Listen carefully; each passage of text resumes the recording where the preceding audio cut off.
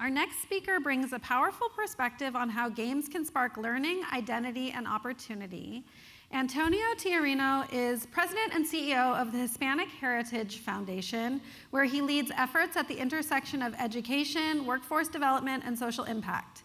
He also co-produced the first Latinx-themed Minecraft game and has been recognized by the White House, US Congress, and beyond for his work. Today, he'll share how HHF's partnership with Minecraft Education is helping students build skills, explore careers, and connect with culture, all through the power of play. We're going to watch a short video, and then we'll welcome Antonio to the stage. Listos para la aventura. Experience la cultura y la herencia hispana with Latin Explorers 2 from Minecraft Education and the Hispanic Heritage Foundation, and learn about the incredible achievements of Latinos in the real world. To celebrate Hispanic Heritage Month, we've introduced 3 new iconic characters. Get on your feet with Gloria Estefan. Reach for the stars with Dr. Ellen Ochoa. And fight for migrant workers' rights alongside Monica Ramirez. This record-breaking singer, pioneering astronaut, and courageous lawyer will inspire and compel you to stand up for yourself and others. As you discover more about these fearless trailblazers, you'll practice leadership, build empathy, and join forces to face new challenges. Learning about others helps us learn about ourselves. Where will your passion take you? ¿Están listos? Download Latin Explorers 2 today.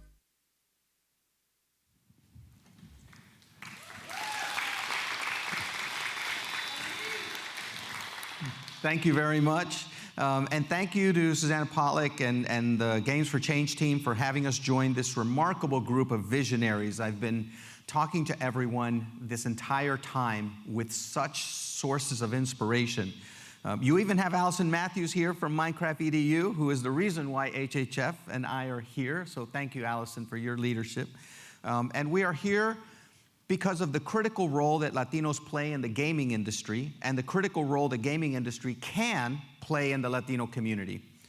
Let's start with the impact of Latino community on gaming. According to a recent study, nearly 8 out of 10 US Hispanic adults, or 79% to be exact, are likely to play games. The most of any demographic, with Caucasians clocking in at around 62%. Taking it a step farther, about 75% of all Hispanics actually identify as gamers and spend more time gaming than the general population. Latinos over-index the general market in all things gaming by 24%, and 32% are more likely than any other population to consider gaming as the primary source of education and entertainment. Yet, a study by USC found that only 3% of video game characters were Latino. And you can imagine that number of developers is about the same. No tiene sentido. This really doesn't make sense.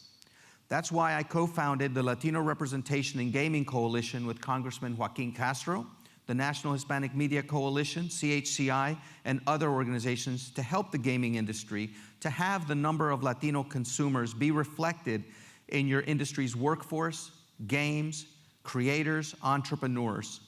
In other words, we don't just want to play the game, we want to help change it.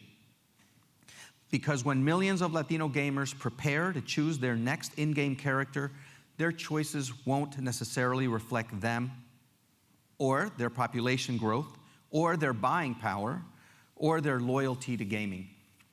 This cultural gap can also potentially not connect to the tremendous opportunity for Latino youth to learn, create, innovate, problem solve, and collaborate through gaming education and skills building. Gaming can even spark an interest in computer science and STEM fields, as well as other areas of the arts and content creation. Right, Evan and Ava? We were just talking about this. With Latinos projected to fill 78% of all new jobs over the next 5 years, gaming's role in tech education and skills development, as well as problem solving, looms bigger than ever with a community that relies on gaming for so many reasons. And America has and continues to rely on a more prepared, educated, and innovative Latino workforce. There is no workaround there. Which is why HHF partnered with Minecraft Education to create Latin Explorers 1 and 2, which you saw the video of, and are available to more than 140 million Minecraft players in almost 30 languages. And shout out to Evan Siegel for serving as an inspiration to that game when we found his Nobel laureate game, and it really was a direct influence to it. Through Latin Explorers, Minecraft players around the world can culturally explore the stories, as you saw, of Latino leaders like astronaut Ellen Ochoa, superstar Gloria Estefan, muralist Yemi Cambron, and activist Monica Ramirez, among others, to discover their own leadership, social, and emotional skills, and to be inspired to act in their own communities through this Latino-themed game-based learning experience with accompanying educational resources for teachers and parents. And yes, parental engagement is the key to a full development of a young person, and gaming can offer that intergenerational connection. And when our Latin Explorer players are building a better world by taking on societal issues in the Minecraft world, they're not just playing. They're developing skills of vision, learning to collaborate, learning to take risks, practicing design thinking, spatial reasoning, even basic coding, and getting confidence, and then taking what they've learned in a Minecraft Latin Explorers world into the real world with an actual vision and a plan for societal impact. And we need our youth to make that societal impact and shape our future more than ever, because we've left the world in a really big mess. I've always said that a 12-year-old with access to a device and broadband can reach more people than Martin Luther King, Gandhi, and Cesar Chavez in their lifetimes combined in a split second. And access to gaming makes that statement even more powerful. Our collective job is to make sure these young gamers feel like they belong, to maximize their potential impact on society and the workforce through gaming. That's why we're at Games for Change, to make that opportunity possible and maximize that impact in our community, our country, and the world, and beyond the world in the case of Latin Explorers 2, which had exploration part of it. But there's the part that I really appreciate about Latin Explorers and working with Minecraft EDU. It's that the games were designed, developed, and presented by an all-Latino team at Minecraft, which means that the talent in your industry is there if you really look for it, if you really develop, and if you really want it.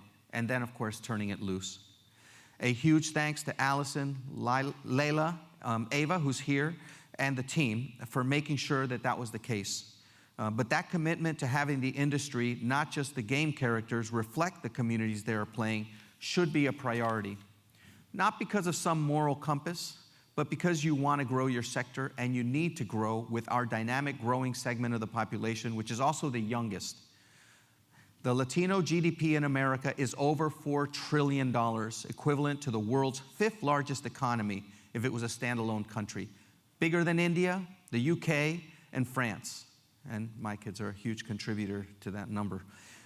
Between 2000, especially with the games, between 2019 and 2023, the US GDP was the single fastest growing among the world's 10 largest economies, surpassing even China. But it's not just about our buying power. We are young. Not me, but our community is very young. 58% of all US Hispanics are under 34 years of age, and more than 31% are under 17 years old. So that's almost a third of our entire population is under 17. And think about your strategic and marketing plans. Isn't that who you're trying to reach? And we were just talking about that, Nancy. Additionally, the average age for Latinos in the United States is about 12 years below Caucasians. Last statistic on how young our community is, and this is the one I always cite that never gets cited, the most common age, so not the median age, but the most populated age for whites in America, according to the Pew Research Center, is 58. For Latinos, it's 11. 11. So where do you want to invest? Because Latinos are investing in you. And please know that for many Latinos, gaming is their first meaningful experience to technology. So done right, it can be the entry point into computer science, and I'm on the board of CS for All, engineering, digital storytelling, design, cybersecurity, and other tech careers. At HHF, we have not only developed the Latino-themed game with Minecraft, but also as an organization, We have also built support systems, including coding programs, boot camps, internships, mentorships, youth tech convenings, and sourcing efforts that can turn gaming passions into gaming professions and beyond. So we are working right now with Minecraft EDU and Prodigy on an AI, cyber, and coding credentialing program for students across the country, including Puerto Rico.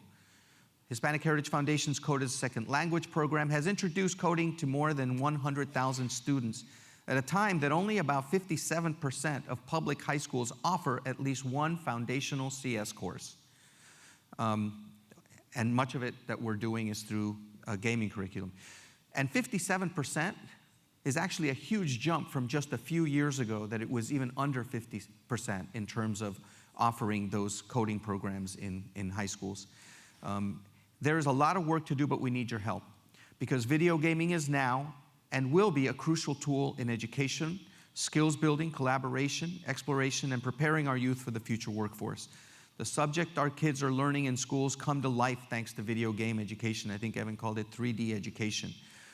And also, I just have to say on a personal note too, I have 3 ADHD dyslexic kids that are much more comfortable learning a gaming curriculum and feel as though they belong in that space. So what's next? We need to build more games with a purpose for societal impact. We need to create spaces for young people to create, innovate, and lead. We need to push for policies and investments that envelop gaming into education, workforce development, and even mindfulness. We need to make sure that the games and the industry reflect the players. And we can actually help change the narrative of gaming and our communities through storytelling and real-life success stories, and the value proposition that video gaming, our youth, including Latino and immigrant youth, present this country. Of all things you can build in Minecraft, the future is the biggest one. So thank you very much, and let's make an impact together.